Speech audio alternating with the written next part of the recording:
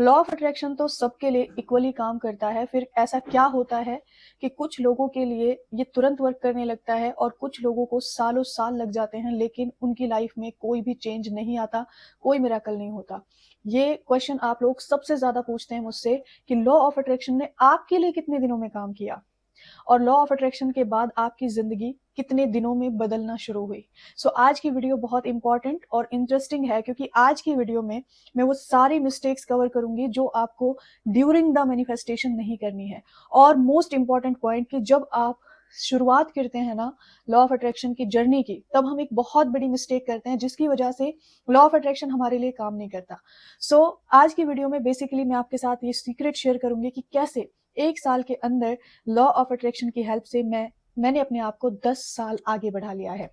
सो आज की वीडियो से आपको काफ़ी ज़्यादा क्लैरिटी मिलने वाली है। आपको पूरे ध्यान और फोकस के साथ सुनना है। तो सबसे पहले मैंने भी आप लोगों की तरह ही जब लॉ ऑफ अट्रैक्शन मुझे मिला, तो मुझे ऐसा लगा कि मुझे इस दुनिया का सबसे पावरफुल कोई खजाना मिल गया है जिसकी चाबी मेरे हाथों में है और अब मैं जो चाहे वो कर सकती हूँ, जो चाहे वो मुझे मिल सकता है, जो कि एक वक्त के लिए सही भी था।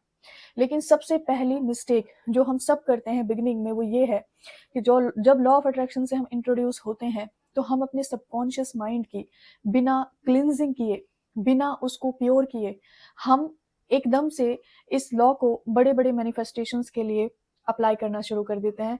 हमारे मन में वही जेलसी है, वही हेट है, वही एंगर है, वही नेगेटिविटी है, लेकिन हमने ऊपर ऊपर से बोलना शुरू कर दिया। तो इस तरह से लॉ ऑफ अट्रैक्शन आपके लिए काम नहीं करता। और यही रीज़न है कि आप ड्यूरिंग द प्रैक्टिस पॉजिटिव होते हैं और उसके बाद पूरे दिन में आपको बहुत ज़्यादा डाउट, नेगेटिविटी, गुस्सा और बहुत सारी चीज़ें फील होती हैं। तो मैंने भी यही चीज़ की और इस चीज़ की वजह से मेरे खुद 6 से 7 महीने वेस्ट हुए। क्योंकि मैं क्या करती थी, मैंने खुद के ऊपर फोकस ना करके मेरे सबकॉन्शियस में क्या मैंने भरा हुआ है उस पे ध्यान ना देके मैंने ध्यान दिया था सिर्फ टेक्निक पर। एक टेक्निक को छोड़ा, दूसरी पकड़ी, दूसरी को छोड़ा, तीसरी पकड़ी और तीसरी को छोड़ा, चौथी पकड़ ली। क्या आप ये सेम मिस्टेक नहीं कर रहे थे? और क्या आप ये सेम मिस्टेक नहीं कर रहे हैं? आप हज़ारों टेक्निक कर लो, वो तब तक आपके लिए असर नहीं कर सकती जब तक आप प्योर नहीं हो जाते, आपके मन से वो सारे नेगेटिव इमोशंस रिलीज नहीं हो जाते जो आपके मैनिफेस्टेशंस में रेजिस्टेंस और कॉन्ट्रास्ट क्रिएट करते हैं। आई होप इस चीज़ ने आपको थोड़ा तो क्लैरिटी दी होगी कि कहीं आप तो ये मिस्टेक नहीं कर रहे। दूसरा ये कि कंसिस्टेंसी नहीं थी। कंसिस्टेंट होके किसी एक चीज पे फोकस नहीं कर पाई। जैसे आज मैंने पकड़ी है 5x5 तो उसको 3 दिन बाद ही, 4 दिन बाद ही ऐसा मन करता था कि ये इससे ज्यादा पावरफुल है, ये भी ट्राई करती हूँ, ये इससे ज्यादा पावरफुल है, ये भी ट्राई करती हूँ। या फिर मैं इमेजिनेशन कर लूँ या विजुअलाइज, मतलब आप ट्रस्ट नहीं करेंगे, पूरा दिन मॉर्निंग टू इवनिंग रूटीन में ही चला जाता था। लेकिन मिस्टेक ये थी कि किसी एक चीज पर कंसिस्टेंट रहकर काम नहीं किया 30 डेज के लिए। और इस तरह से अगर आप करते हैं तो भी ये चीज़ आपके लिए काम नहीं करेगी, क्योंकि consistency is better than perfection. मैं हमेशा बोलती हूँ कि अगर आप आज कोई चीज़ परफेक्ट नहीं कर रहे हैं लेकिन कंसिस्टेंसी आपकी मेंटेन है, तो एक ना एक दिन उस चीज़ में परफेक्शन आ जाएगा। एग्जाम्पल, अगर आप विजुअलाइज कर रहे हैं अपने गोल को, तो हो सकता है पहले दिन पिक्चर ब्लर दिखे, हो सकता है आपको अच्छे से विजुअलाइज करना ना आए, लेकिन अगर आप इसी बात पे छोड़ देते हैं सिर्फ कि मुझसे परफेक्ट नहीं हो रहा, कंसिस्टेंसी नहीं मेंटेन कर पाए, तो वो चीज़ आपके लिए काम नहीं करेगी। तीसरी जो चीज़ है, आपको जब कोई मैनिफेस्टेशन करना होता है, सबसे पहले आपको प्योर होना होता है। प्योर मीन्स आपके सारे नेगेटिव इमोशन से आपको अपने आप को फ्री करना होता है। Second is consistency and third is most important, हमें कंप्लेनिंग मोड से बाहर रहना होगा, बैक बिचेस, गॉसिप्स, और किसी के लिए मन में कोई हेट, जेलिसी, एंगर, ये तो ऑब्वियसली नहीं रहेगा जब हम अपने सबकॉन्शियस को इन चीज़ों से फ्री कर लेंगे।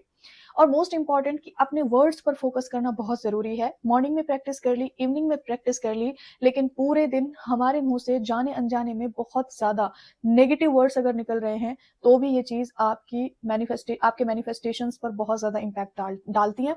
ये मैंने पर्सनल एक्सपीरियंस किया है कि आपको बहुत ज़्यादा प्रैक्टिसेस की या बहुत सारी टेक्निक करने की ज़रूरत होती नहीं है।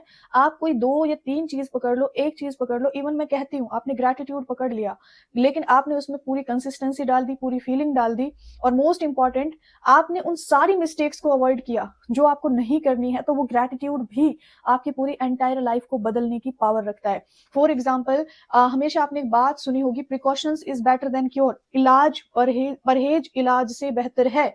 यानी कि अगर आप सिर्फ ग्रैटिट्यूड कर रहे हैं।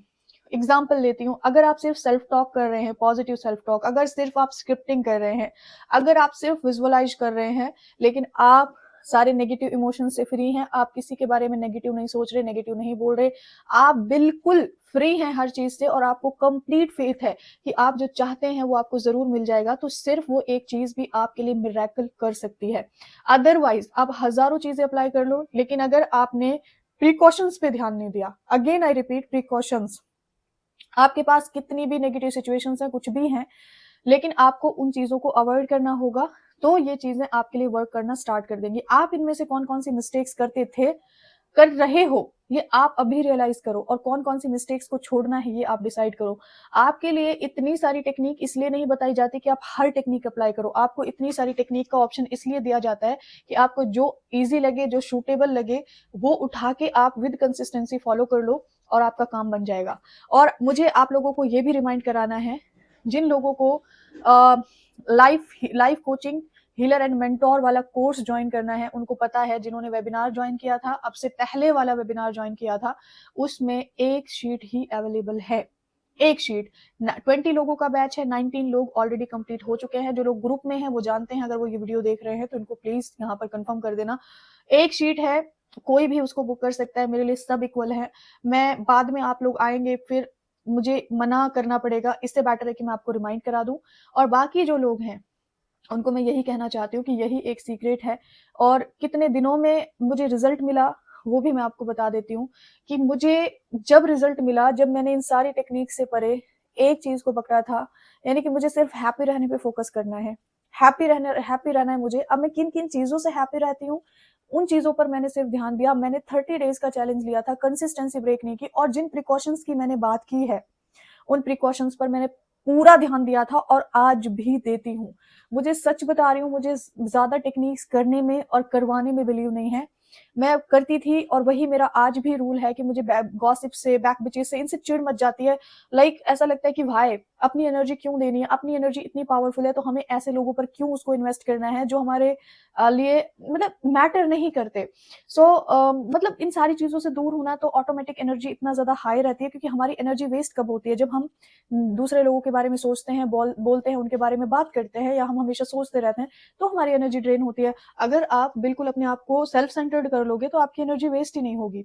तो लॉ ऑफ अट्रैक्शन ने मुझे, जब मैंने 1 मंथ का चैलेंज लिया, और जब 1 मंथ का चैलेंज कंप्लीट हुआ, 16 मार्च से 16 अप्रैल को मेरा चैलेंज कंप्लीट होता है 2022 में, और 29 अप्रैल को ऐसे ही मुझे इंट्यूशन आई कि मुझे ना लोगों को ये बताना है कि तुम कितने प्रीशियस हो, तुम कितने वर्दी हो, तुम्हारी जो लाइफ है वो बहुत प्रीशियस है। बट कोई प्लेटफॉर्म नहीं था, तो पता नहीं कैसे इतनी स्ट्रॉन्ग इंट्यूशन आई, चैनल बना लिया, लेकिन उस पर एक्टिव नहीं थी क्योंकि कजन सिस्टर की शादी थी, तो मैं उसमें बिजी थी। बस 1-2 शॉर्ट्स डाले, लोगों ने बहुत प्यार दिया। उसके बाद मई पूरा निकल गया, क्योंकि अप्रैल के लास्ट में बना था, मई 2022 निकल गया, जून आया।